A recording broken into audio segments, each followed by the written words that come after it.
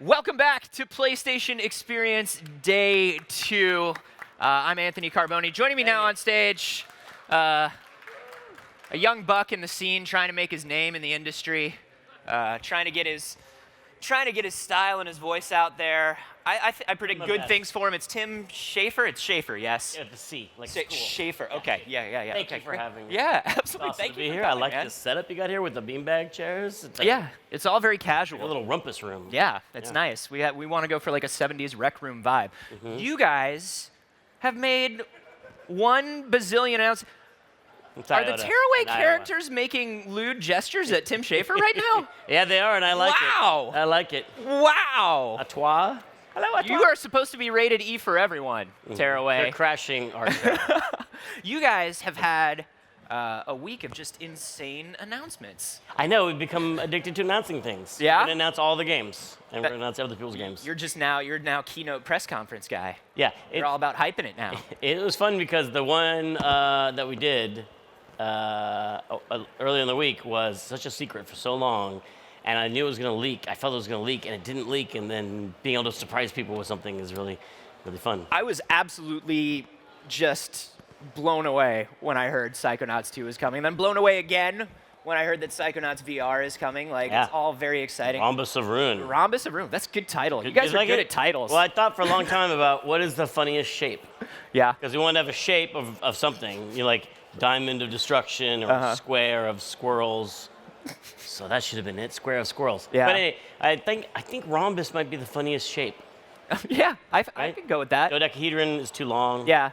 I was going to say parallelogram too, but it's just long. It's wordy. It's pretty funny, yeah. But we want to start off. We're going to get to Psychonauts and all the Psychonauts news in a minute, but we want to start off with Day of the Tentacle remastered here. Yeah. Because this is also something super old, exciting. something new. Yeah. Something purple, something green. So you guys you're going to play a little bit of Day of the Tentacle. Yeah. We've got our person playing is vanished. I think he might be hiding behind the scenes. Okay.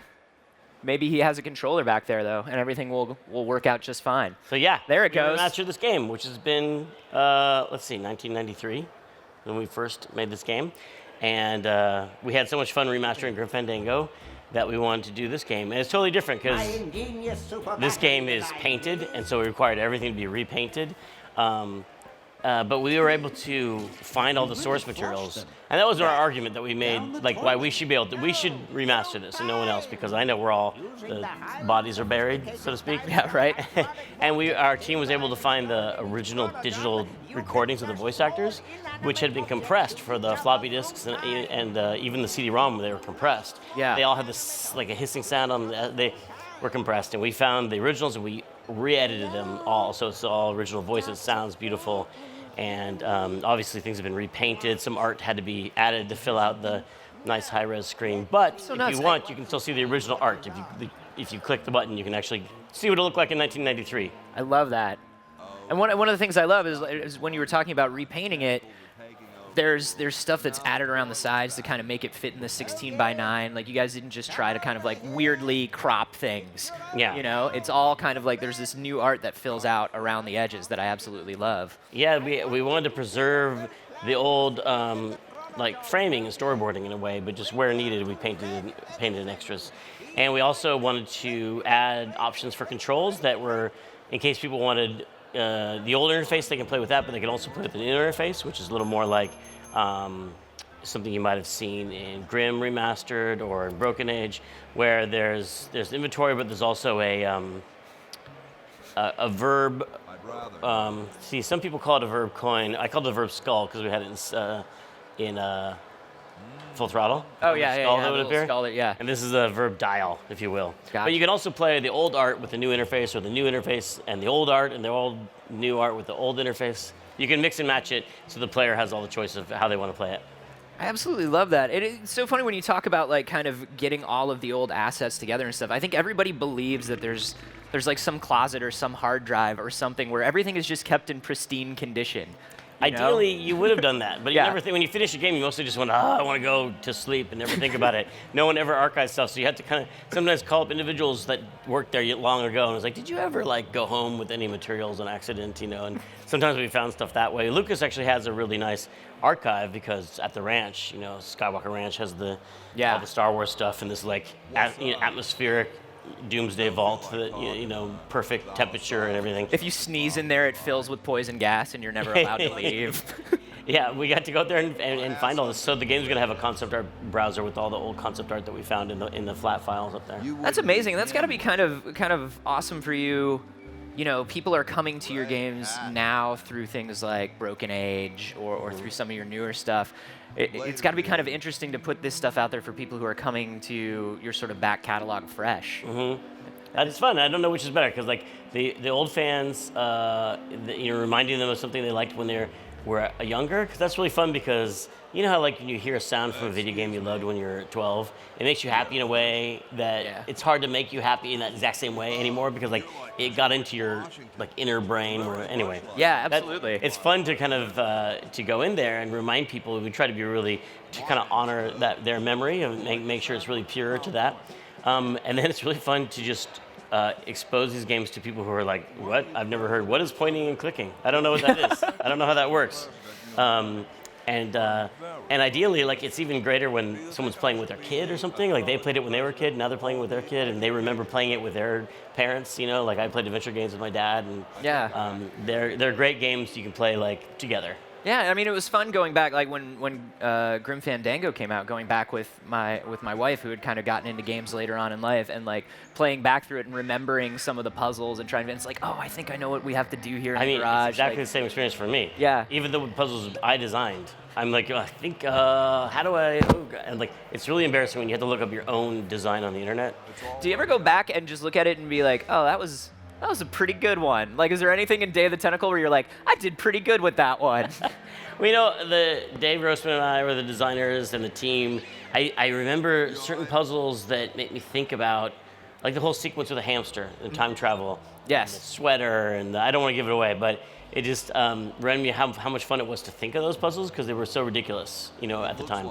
And there's a lot of puzzles you play, and I was playing Monkey 2, and there were some things like the monkey wrench in that, and I was like, well, how did we ever think someone would ever figure that out? I really can't remember why we thought. There must have been a hint in I was playing it. I was like, I don't find any hints. We think we just, I don't know. But I feel like Day of the Tentacle, there's one that involves knowledge of certain superstitions about washing your car in the rain. We talked about this one the last time we were hanging out. Yeah. Yeah.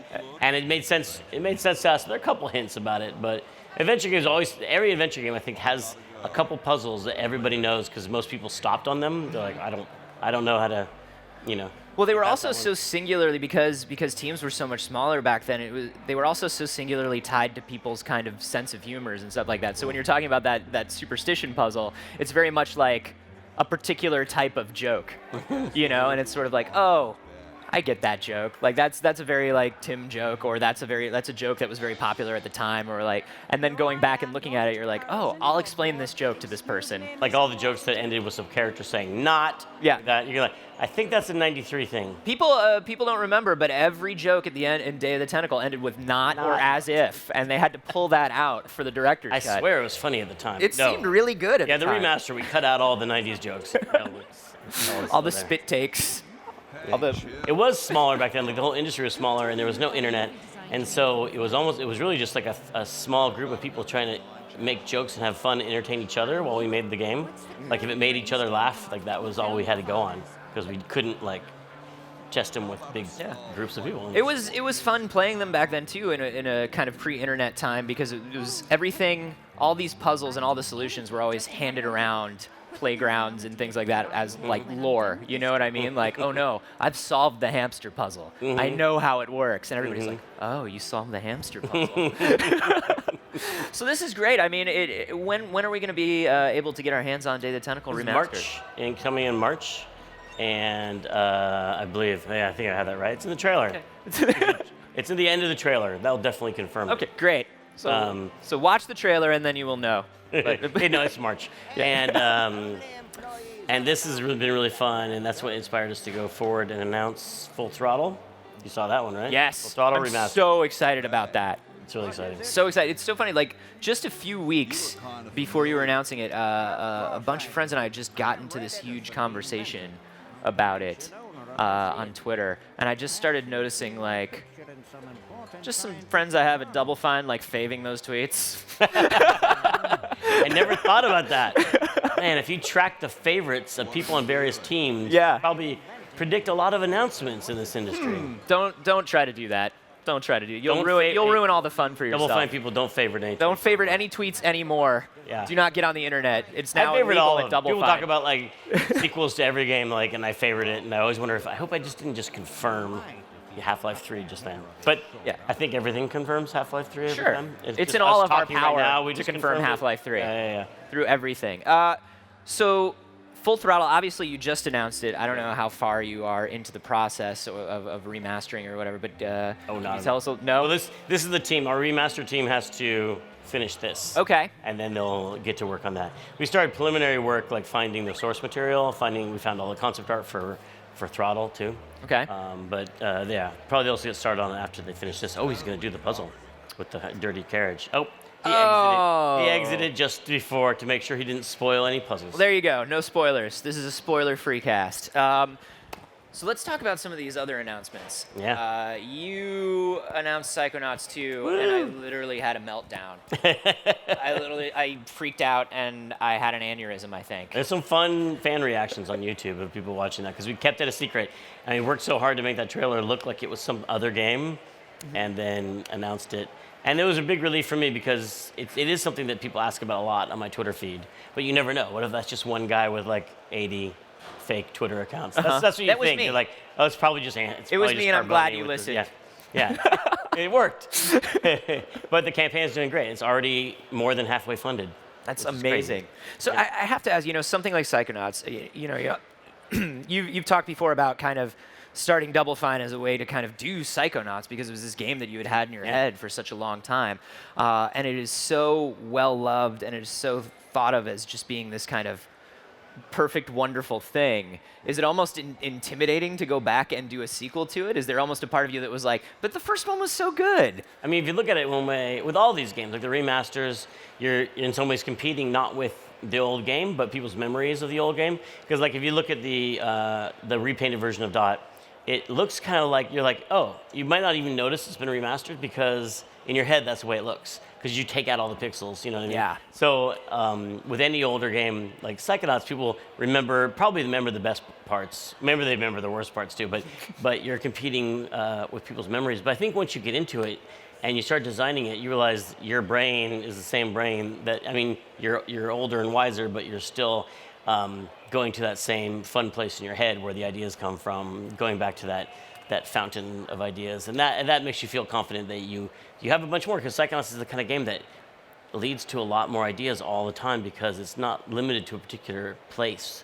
It's in the human mind. So Yeah. it's like, it's in whatever the human mind can be. And now all these people here with all their different brains, all those different personalities could all be a different level in Psychonauts. Yeah. So are you, now that you're coming back to it 10 years later, are you thinking about things mechanically? Are we going to see things sort of change a bit in terms of the gameplay style? Like, can you give us anything about what Psychonauts 2 is going to feel like? Yeah, I mean, it's still going to be an action-adventure platformer, and we want to be true to the original. I think we'll try a couple new psychic powers, and definitely, all these crazy brain ideas. I think we know a lot more about how to make games. We had never made a console game when we made that game. That's right. We just made point-and-click graphic adventures.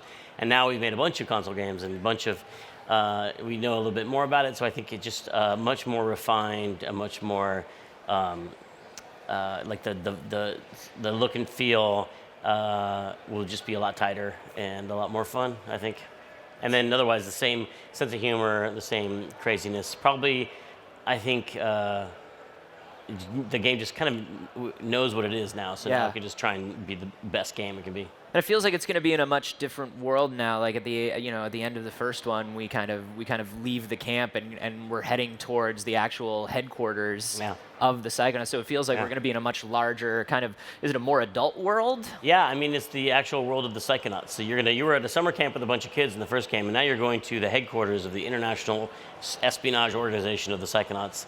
And Raz lands there, and he thinks he's going to get a hero's welcome because he just rescued Truman Zanotto, and he finds out the organization has some shady things going on, and is on some troubled times, and they actually need him more than he needs them, and he's got to once again fix a whole bunch of stuff.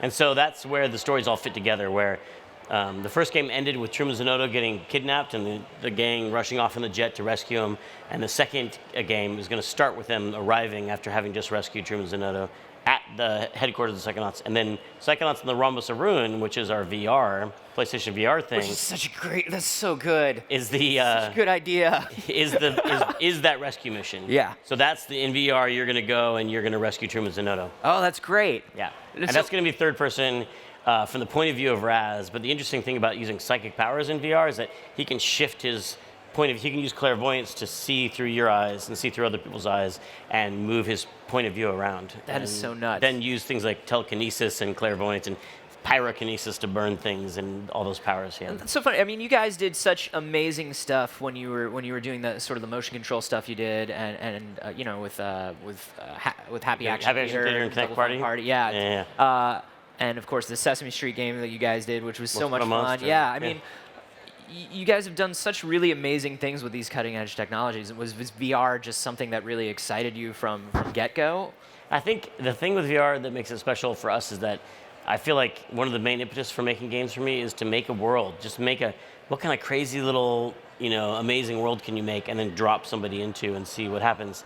And VR just does that instantly. You know what I mean? And it just puts you right into it. That's the first time you put on VR, probably that feeling of I'm in another place is so strong, and that's exactly what we would love to do. So it's really natural for us to try and do that and try and make an experience that's more narrative. You're in it, you're involved in a story. It's character driven, so you're talking to characters and seeing their faces, and that's our take on it, and that's why it's fun for us. Awesome. And so, I mean, when you're going into VR, you're kind of talking about kind of putting people in these worlds, but we were also talking a little bit backstage about kind of the different things that you can and can't do in what people expect out of a regular game that you can't do in VR because of things like move and motion. And I mean, some people have handled motion really well. I mean, you can't do motion that you don't understand why it's moving. The same thing that makes you sick on a boat. Yeah. And there are a lot of articles about what to do and what not to do. A lot of people will tell you oh, what we solved it. Our game doesn't make you sick. Mm-hmm. It's just because they played it a lot, and they just, and then you try and play it, and you're like, oh my god. But I think it's new, and so people are just figuring this out. And I think a lot of people have figured out, ways around that. And I'm the most susceptible person to that. So I think our game is going to be 100% safe on the inner ear. Nice. Inner ear approved. Inner ear approved.